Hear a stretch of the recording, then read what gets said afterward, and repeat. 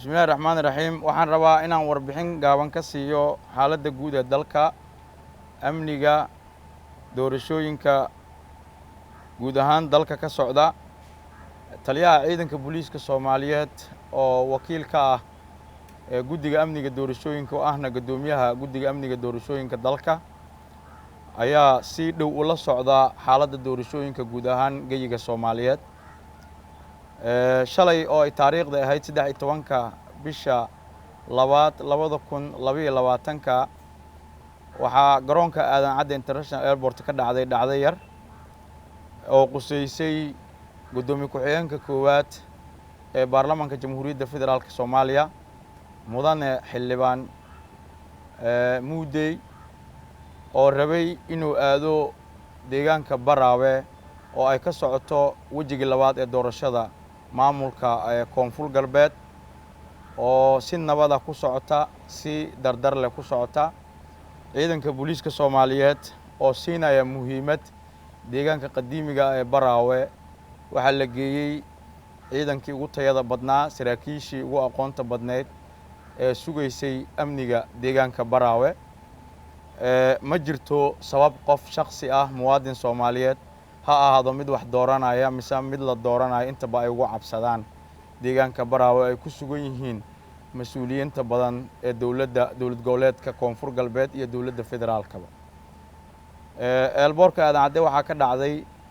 in ciidan tiro badan oo sita hub culus oo rabay in ay raacaan diyaarad ay ku baraarugeen ciidanka booliiska Soomaaliyeed ciidankiina la hakiyay markii dambena la ogaaday inuu wato gudoomiye ku-xigeenka koowaad ee baarlamaanka jamhuuriyadda federaalka Soomaaliya Muudey laguna wargeliyay in loo ogol yahay sida sharciga ah ilaaladiisa gaarka ah oo gaaraysa 5 ilaa 4 sababtoo ah Baraawe waa deegaan xasiloon waa deegaan ammaankiisu sugan yahay ayna gacanta ku hayso dowladda federaalka Soomaaliya ciidamadeeda kala duwan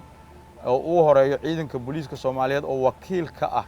sugidda amniga doorashooyinka dalka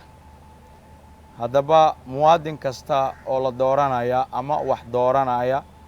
qof kasta ha ahaado ciidanka booliiska Soomaaliyeed waxay mas'uul ka yihiin ammaankiisa sugidda amniga sugidda doorashooyinka waxaana har iyo habeen u teedsan ciidan booliis Soomaaliyeed oo dhaxanta iyo dhidida u taagan in ummadda Soomaaliyeed ay si xur xalaal isku doortaan oo ayaga danahoodana ka shaqeystaan mana jirto sabab qof wax dooranaya qof la dooranayo oo uga baqi karo deegaanka Baraawe oo ammaankiisa uu sugayo ciidanka booliiska Soomaaliyeed iyo guud ahaan ciidamada qalabka sida muwaadiniinta xildhibaanada iyo cid walba oo musharax ahna waxaan ku wargelinaynaa in deegaanka Baraawe ammaankiisa sugan yahay ayna joogaan ciidanka dowlad goboleedka koonfur galbeed iyo ciidamada qalabka sida iyo ciidanka booliiska Soomaaliyeed oo iskaashanaya oo sugaya ammaanka doorashooyinka annaga haddaan nahay ciidanka booliiska Soomaaliyeed waxaa naga quseeya in doorashadaas ammaankeeda la sugo oo shakhsi la dooranaya iyo mid wax dooranayaba aysan wax dhiba arag taasna waa u taagan yihiin waa kuwa har iyo habeen hoodka ugu jira in muwaadiniinta Soomaaliyeed ay si caadi ah isku doortaan oo aysan wax qalqal amni daraa qabin muwaadin kasta oo damac ka leh inuu aado doorashooyinkaasna waxaan ku wargelinaynaa ilaaladaada gaarka ah oo shakhsiyan waa lagu ogol yahay laakiin saanad boqolaal ciidan oo hub culus oo artillery iyo nooc walba leh wata inaan laga ogolaan doonin in deegaan xasiloon la geeyo wax walbana ay dhici karaan waxaan ku wargelinaynaa muwaadiniinta aadaysa doorashada in ilaaladooda gaarka ah 3-4 ugu badnaan mas'uuliyiinta sare ilaa 5 qof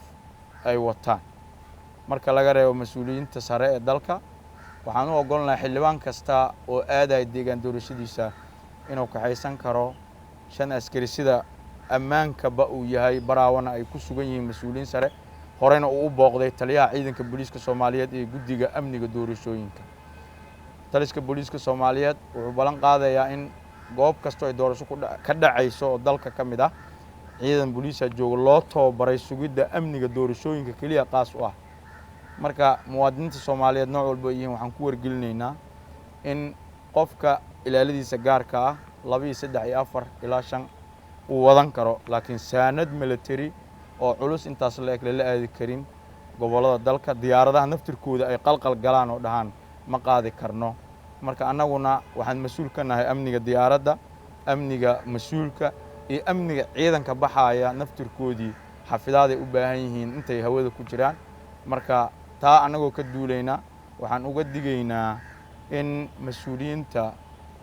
iyo xildhibaanada iyo cid walba oo damac leh doorasho u socota inay u diyaar garowdo in ilaaladeeda gaarka ay qaadato waana mahadsantihiin